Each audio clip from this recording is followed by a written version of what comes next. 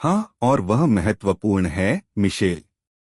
मैं हैरान थी कि यह प्रश्न आपने पहले क्यों नहीं किया। देखो, क्योंकि हम लोग एक श्रेष्ठतर ग्रह पर निवास करते हैं। हमारे पास जो पदार्थ हैं वह भी श्रेष्ठतर हैं, जैसा कि आप स्वयं देख चुके हैं।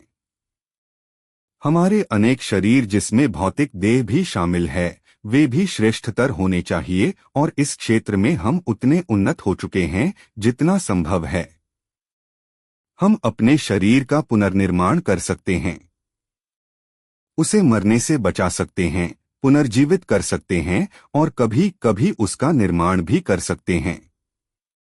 लेकिन एक भौतिक शरीर में और शरीर भी होते हैं, जैसे कि सूक्ष्म शरीर। वास्तव में कुल 9 शरीर होते हैं। अभी जो हमें रुचिकर लगता है वह है द्रव्यात्मक या फ्लूइड शरीर और फिजियोलॉजिकल शरीर। द्रव्यात्मक शरीर फिजियोलॉजिकल शरीर को प्रभावित करता है, जो फिर भौतिक शरीर को प्रभावित करता है। द्रव्य शरीर में आपके अंदर 6 मुख्य बिंदु होते हैं, जिन्हें हम करोला कहते हैं और जिन्हें आपके ग्रह पर योगी लोग चक्र कहते हैं। पहला चक्र वह है जो आपकी 2 आंखों के बीच में है, नाक से केवल 1.5 सेंटीमीटर ऊपर। यह आपके द्रव्यात्मक शरीर का मस्तिष्क है।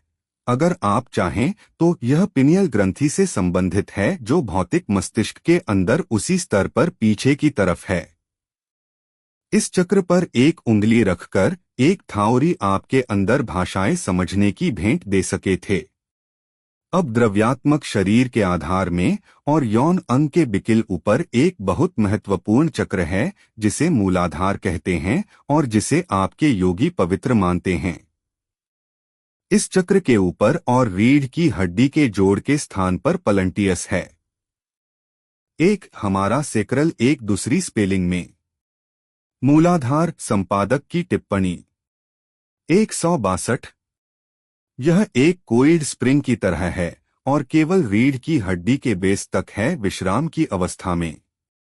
इसे शांत करने के लिए 2 ऐसे व्यक्तियों के मध्य यौन संबंध की आवश्यकता होती है, जो न केवल परस्पर प्रेमबद्ध हों बल्कि उनका आध्यात्मिक तादात्म्य भी हो।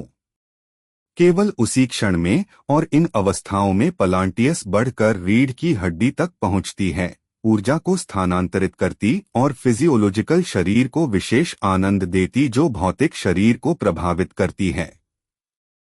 व्यक्ति को यौन संबंध में हार्दिक आनंद का अनुभव होता है, जो साधारण संबंध की तुलना कहीं महान होता है।